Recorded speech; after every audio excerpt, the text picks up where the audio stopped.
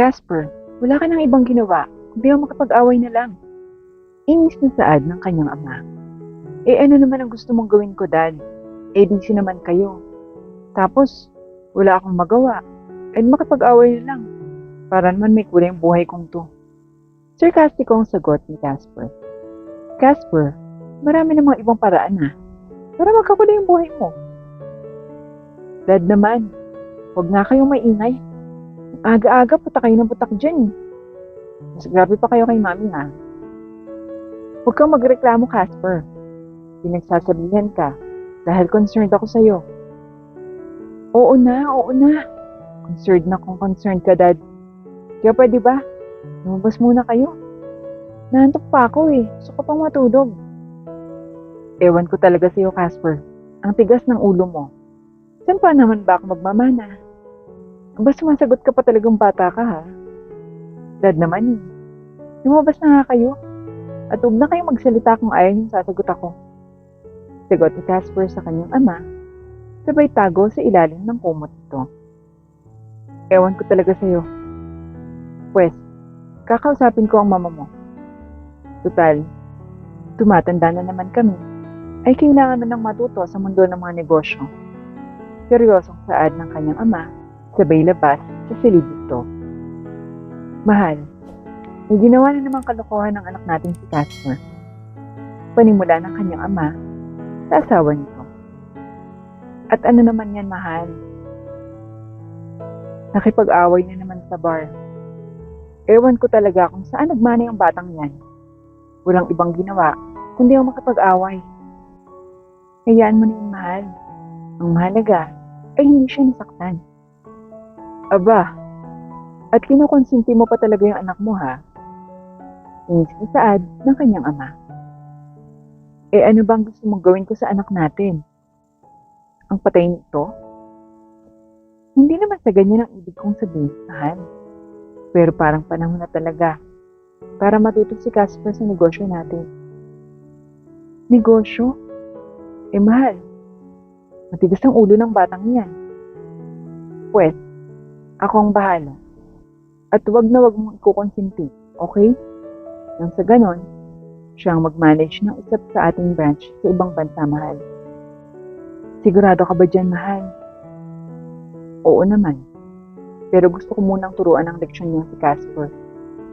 Kanina, nang tingnan ko yung bank account niya, Diyos ko, bili ng mga alak. Lahat ng pera niya ginagastos niya sa mga walang kwentang bagay. Ganun ba? So anong plano mo, mahal? Plano kong gawin muna siyang janitor sa kumpanya natin. Nang sa ganon, kapag tanto niya na mahirap talagang maghanap ng pera. O sige, mabuti naman yung plano mo. Basta ikaw ang bahala dun Susuportahan lang kita. At huwag kang mag-alala. Di na ako papanig sa anak natin. Saad ng ina ni Casper. Mabuti naman kung ganon. Sagot na lamang ng kanyang ama at siya namang pagbaba ni Casper mula sa kanyang kwarto. Casper, anak, mag-usap tayo ngayon ng daddy mo. Tawag sa kanya ng kanyang ina. Shh! Mom naman, alam ko na yan. Nasakit pa yung ulo ko. Reklamo ni Casper. Halika ni dito, anak. Kung ayaw mong kunin ko ang kotse mo at credit card. Banta sa kanya ng kanyang ina. Mom naman. Halika na dito. Kung ayaw mong gawin ko yan. Seryosong saad ng kanyang ina. Kung kaya't walang ibang nagawa si Casper, kundi ang makapag-usap sa kanyang mga magulang. Ano ba talagang pag-uusapan natin? Tanong kaagad ni Casper sa kanyang ama at ina. Casper, it's about time na matuto ka na sa pagmamanage ng kumpanya natin. Kasi tumatanda na kami ng mami mo. At kailangan, maging handa ka na rin. Dahil hindi namin hawak ang buhay na meron kami ng mami mo. Panimula ng kanyang ama. Yun lang ba? Okay. Casper, hindi madaling ipapagawa namin sa iyo. At kailangan mo ring matuto ng iba pang bagay. Nang sa ganon, Mapagtanto mo na huwag igagastos sa mga bagay na walang dahilan dahil mahirap maghanap ng pera sa ganitong panahon. Dagdag pa ng kanyang ina. Oo na ma'am, kailan ba ako magsisimula? Naiinip na sagot ni Casper. Ngayon din, kaya magbihis ka na. Sasama kita sa kumpanya ngayon din para masimulan mo na. Okay dad, magbibihis lang ako saglit. Saad lamang ni Casper at agad namang nagbihis ito. Gusto niya rin kasing matuto sa kanilang negosyo. Subalit ay hindi siya pinapayagan ng kanyang ama. Kahit nakikipag-away na lamang siya sa bar para mapansin ng kanyang mga magulang. Mabuti naman at naisipan niya na rin akong turuan sa negosyo, Dad. Pagbasag ni Casper sa katahimikan sa loob ng kotse kasama ang kanyang ama. Kasi, wala ka namang ibang ginawa kundi ang makipag-away. Kaya't di ba gusto mo magkakulay ang buhay mo? Oo naman, Dad. Kahit okay na rin. Kasi gusto ko rin naman sanang matuto sa negosyo. Pero ayaw niyo. Kaya hinintay ko na lang na kayo mismo yung magdesisyon. Kung akala mo, madali lang ipapagawa ko sa iyo, Casper, nagkakamali ka. Banta ng kanyang ama. Bahala ka nga, Dad. Sagot na lamang ni Casper. Agad naman silang nakarating sa kanilang kumpanya. Janitor, Dad? Seryoso ka ba? Hindi makapaniwalang tanong ni Casper sa kanyang ama. Oo, seryoso ako. Akala ko ba, gusto niyo akong matuto sa negosyo? Bakit janitor? Casper, para sabihin ko sa'yo, kailangan mong matuto sa ganitong trabaho. Dahil sa gastos ka ng gastos sa pera mo sa mga alak. Kahit kailangan mong matuto para malaman mong mahirap hanapin ang pera. Para basta-basta mo nalang ginagastos.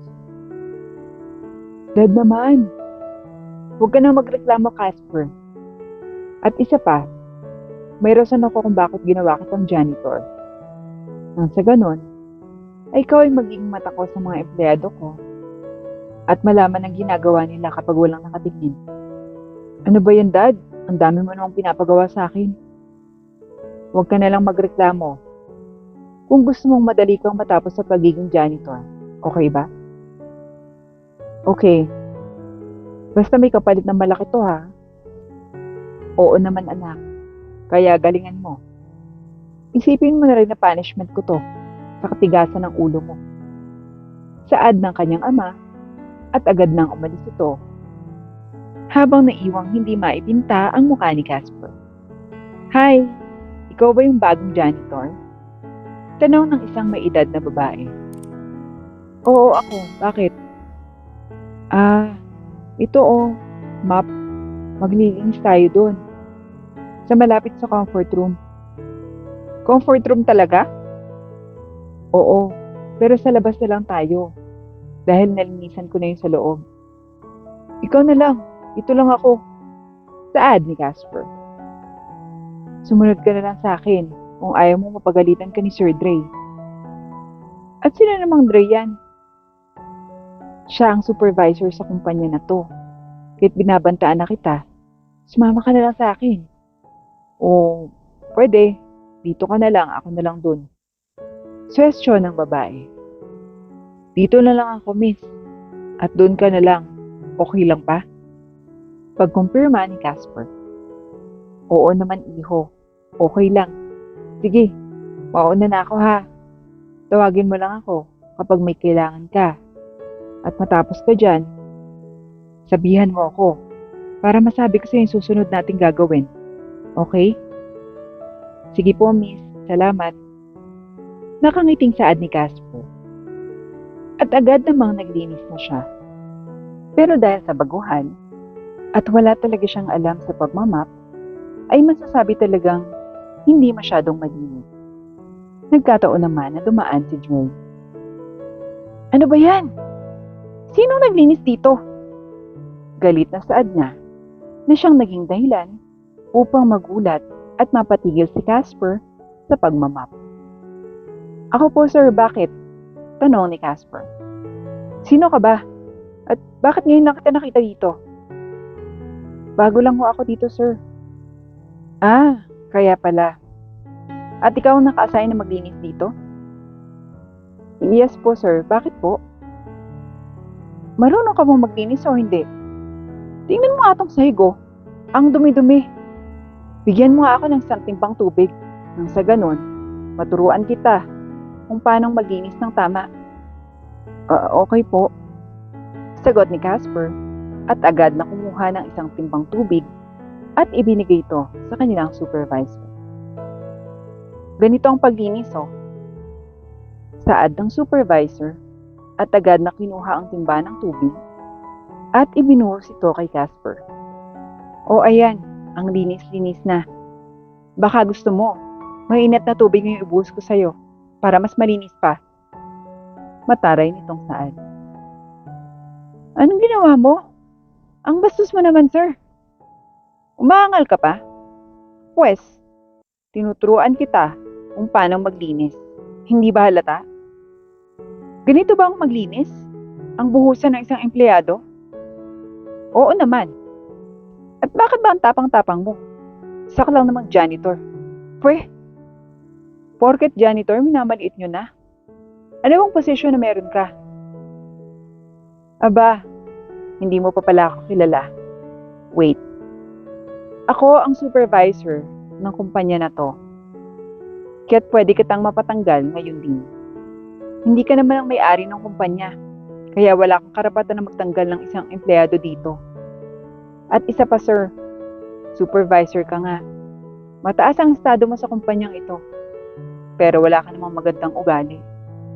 Para kang taong kalis na inaasta mo. Huwag kang mag-aasta na parang ikaw ang hari, dahil baka hindi mo ako kilala. Aba, ang tapang mo rin, no? Binabalaan na kita. Huwag mong ubusin ang pasensya ko. At baka lumuhod ka sa harapan ko at humingi ng tawad. Banta ni Dre sa kanya. At bakit naman ako hihingi ng tawad at luluhod sa iyo? Sa Diyos lang ako luluhod at hindi sa tao. Kung may luluhuran man ako, ay hindi ikaw yun. Saad ni Casper at tinalikuran si Dre. Teka, hindi pa tayo tapos, oy. Huwag mo nga akong tinatalikuran. Saad ni Dre at hinablot ang kamay ni Casper. Well, wala kang pakialam dahil wala ka namang ambag sa buhay ko. Kaya excuse me. Masungit na saad ni Casper. Iniubos mo talaga yung pasensya ko, ha? You are fired. Umalis ka na sa kumpanyang to. Ayaw na ayaw ko nang makita yung pagmumukha mo. Sigaw ni Dre. Well, you are fired too. Saad ni Casper, sabay taas ng gitnang daliri nito na siyang naging dahilan upang umusok ang mga ilong ni Dre sa galit. Nagmumumura ito at nagsisisigaw sa sobrang galit. At agad din namang umalis na sa sobrang bad trip. Habang si Casper naman ay pumunta sa office ng ama niya. Casper, anong nangyari sa'yo? First day mo pala ngayon. May nakaaway ka na naman? Hindi ako yung nauna, ng supervisor mo si Dre. Kaya, tanggalin mo na yung trabaho niya. Huwag mo na akong tanungin kung bakit. I-replay mo na lang yung CCTV. Naiinis na saad ni Casper at agad namang nagbihis na. Agad din namang tiningnan ng kanyang ama ang CCTV. At tama nga ang anak niya. Well, tama ka anak. Tara, punta natin si Dre para tanggalin na sa pwesto niya. Hindi ko malalaman na ganyan ang ugali niya nang hindi dahil sa'yo. Ayoko nang maging janitor. Kainis. Gusto ko na ng business class. Sagot ni Casper kung kaya't agad na tumango ang kanyang ama at agad nilang pinuntahan si Dre. Mr. Dre, you are fired. Saad ng ama nito. Po? I said, you are fired. Nakita ko lahat ng mga pangyayari. At ang anak ko pa talaga yung binuhusan mo ng tubig. Kung hindi dahil sa kanya, hindi ko malalaman ang totoo mong ugali. Anak nyo? Oo. Anak ako ng may-ari nito. Kaya umalis ka na. Ayaw ko nang makita ang mukha mo. Bumalik ka sa pinanggalingan mo. At dun ka mag-asal kalye. Huwag mo kasing maliitan yung ibang tao. Hindi mo alam, baka sila pala yung maging sanhi ng pagbagsak mo. I am your worst nightmare, Mr. Dre. Pangpipikong sabi ni Casper. Kahit walang ibang nagawa si Dre kung hindi ang umalis. Habang si Casper naman ay binigyan ng kanyang ama ng panibagong role sa kumpanya. Hindi lang si Dre ang napaalis at marami pa. Dahil sa marami pa lang nagbabalat kayo lamang sa kanilang kumpanya. At nalaman niya yung lahat ng kanyang ama nang dahil kay Casper.